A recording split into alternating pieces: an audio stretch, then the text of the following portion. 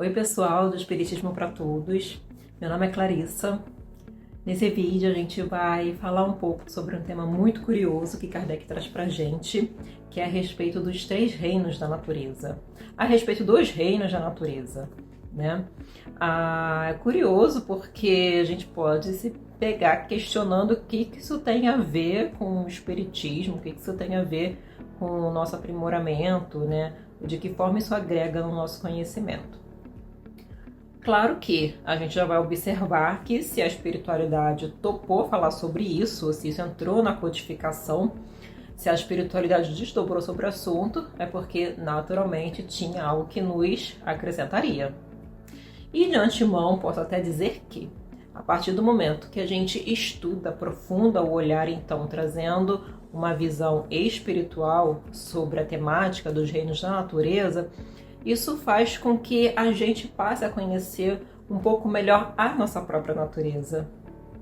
Eu observo também que permite com que a gente abranja o nosso olhar sobre o meio em que a gente vive, do porquê a gente está aqui, da significância da gente viver no planeta que a gente vive, das suas peculiaridades e das nossas responsabilidades.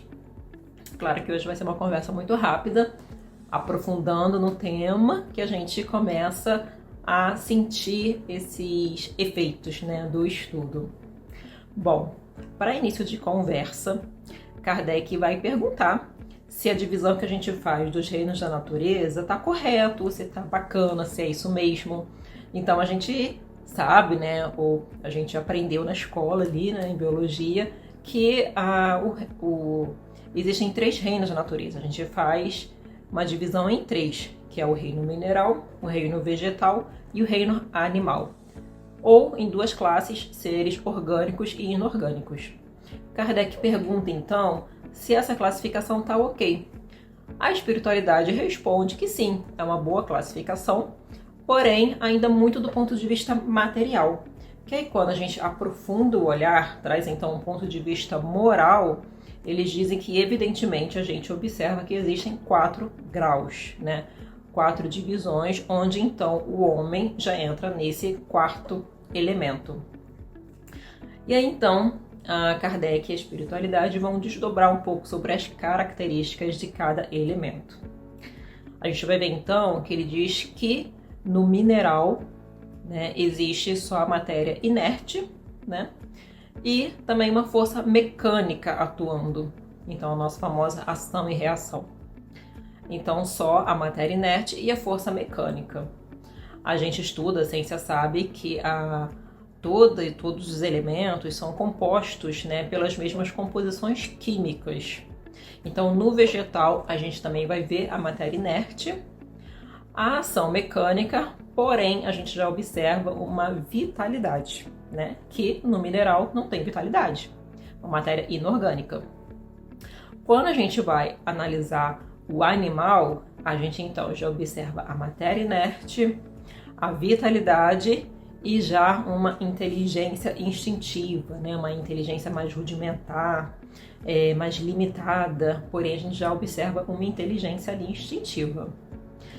E quando a gente vai analisar o homem, então, analisar a gente, além de todos os elementos que compõem mineral, vegetal e animal, a gente vai observar também uma inteligência mais refinada, uma inteligência que eles dizem, então, que traz a consciência de si mesmo, uma inteligência que já nos permite ter noção da nossa existência, ter uma noção do bem e do mal, ter uma noção do nosso futuro e do conhecimento de Deus, ou pelo menos questionar o conhecimento de Deus, né? Então, a gente observa essa gradação entre os reinos, né, até chegar aqui na fase hominal, que é então, dentro do ponto de vista espiritual, a gente divide entre 4 reinos. Kardec, então, fica curioso para saber sobre as plantinhas, né, sobre os vegetais.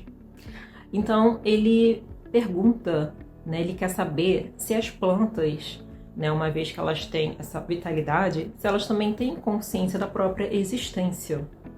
Ao que os espíritos respondem que não, que as plantas não pensam, que elas apenas possuem a vida orgânica. Kardec quer saber também se elas sentem dor, se elas sentem quando elas são mutiladas, né? Ao que os espíritos respondem que não, que na verdade elas não sentem dor, elas recebem apenas a impressão daquela ação. Kardec então tem interesse em saber sobre as plantinhas, né? Sobre os vegetais. Uma vez que a gente observa que as plantas têm uma vitalidade, Kardec quer saber se elas têm consciência da própria existência. Ao que os espíritos respondem que não, que elas não pensam e que apenas existe ali uma vida orgânica. Kardec pergunta se de toda forma elas têm sensações, se elas sentem quando são mutiladas, né? Ao que os espíritos respondem que também não, que pelo fato delas não terem consciência, elas também não sentem dor, que elas apenas recebem as impressões do ato, né, da ação física. Então, o que acontece ali com a planta é só uma ação e reação, uma impressão da ação física. Muitas das vezes, né, a gente fala que a plantinha está sentindo, a planta recebe, né, as vibrações, de fato sim, porque isso é uma força atuando nela e ela, por ser um ser orgânico, ela recebe essa impressão, mas não quer dizer que ela está sentindo. Se a gente está vibrando negativamente, uma plantinha perto da gente murcha, não quer dizer que ela ficou triste, né? Que ela sentiu dor, que ela sentiu a tristeza. Quer dizer que ela recebeu essa carga e, pela ação e reação, ela reagiu a essa carga que ela recebeu. Mas que as plantinhas realmente não sentem dor, não têm sensações, não têm consciência da própria existência, que tudo é só uma ação mecânica ali atuando. Kardec depois vai demonstrar interesse sobre os animais e a relação dos animais com os homens. E aí tem uma pergunta muito interessante que Kardec faz, né, que muitas das vezes a gente se pega perguntando isso também, né? Várias vezes a gente fala assim, tem animal que é melhor que o homem, eu me dou muito melhor com os bichos do que com o homem, com as pessoas, né? Enfim, meu cachorro é muito melhor que fulano. Vira e mexe, a gente se vê falando sobre isso. Kardec, por acaso, também chegou a pensar a respeito e ele faz uma pergunta com relação a isso. Eu vou ler até um trechinho, que é a pergunta 592. Só um trechinho da pergunta que ele diz: alguns animais mostram notória superioridade sobre certos homens. Pode essa linha de demarcação ser estabelecida de modo preciso? Ou seja, isso confere? Isso pode existir mesmo? E aí, gente? A nossa consciência, né, já até vai meio que dizer que não. Porém, a pergunta foi lançada, foi aceita e a espiritualidade responde o seguinte: o homem é um ser à parte. Trechinho da resposta, né? O homem é um ser à parte, que desce muito baixo algumas vezes, mas que também pode elevar-se muito alto. Pelo físico é como os animais, né? Mas a natureza lhes deu tudo que o homem é obrigado a inventar com a sua inteligência para a satisfação de suas necessidades.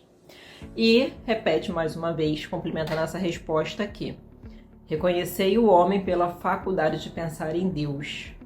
Então também é pela faculdade da gente elaborar além da matéria, né? Além da superfície. Isso é o que nos diferencia principalmente dos animais, né? A possibilidade de pensar um pouco além, de elevar-se. Kardec demonstra interesse também em saber se já nos animais existe uma alma, né? Se já existe alguma consciência de si mesmo. Ao que os espíritos respondem que, ao contrário das plantinhas, né, que apenas possuem vitalidade, ou seja, o princípio vital, podemos chamar também, que aliás é um princípio que está em todos os seres orgânicos, nós também somos dotados de princípio vital. Nos animais, além do princípio vital, já existe um princípio inteligente. Então já existe ali uma individualidade que vai se desenvolver, que vai se elaborar, sabe-se lá por quantos milênios de evolução, quanto tempo de evolução, não nos é dado conhecer ainda, a gente não tem alcance de percepção, mas que já é um princípio que será elaborado, que evoluirá, né, para o espírito, né, se humanizará em algum momento. Então, eles dizem que os animais já possuem alma, vamos chamar assim, porém inferior à do homem, naturalmente, e não tem consciência do eu. Então, isso é o que nos difere. Inclusive, né, a espiritualidade, muito carinhosamente, costuma chamar os animais de nossos irmãos menores, nos trazendo essa responsabilidade para cuidar dos os irmãos menores, né, que são os animais, as plantas, o meio que a gente vive.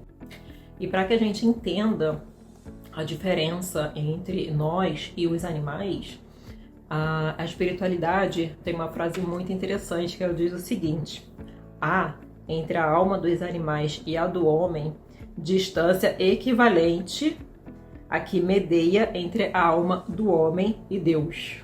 Olha só. Gente, se a gente tá se achando muito próximo dos animais, achando os animais melhores que os homens, é porque a gente tem que olhar para as nossas próprias atitudes e sair dessa baixa vibração e melhorar, que a gente tem capacidade de ser melhores, obviamente, e de elevar-se. E aí a espiritualidade vem complementar também, ainda falando sobre os animais, que embora, né, já existe ali um princípio inteligente que se conserva, né, então já há uma individualidade que vai se desenvolver por conta dele ainda não ter consciência do eu. A progressão dos animais, ela não acontece de uma forma consciente, sentida, e sim pela força das coisas, né? Então é só por uma lei atuando ali, uma lei natural, né? Então, ou seja, os animais, eles nunca estarão ali sujeitos a expiações, a lei da expiação, que é a consequência dos seus próprios atos, diferente da gente. E finalizando, a espiritualidade traz uma informação muito interessante pra gente, que é a seguinte: eles dizem que em todos os mundos destinados à encarnação dos espíritos existem os reinos vegetal, animal e hominal, mas que nos mundos superiores tudo é mais perfeito.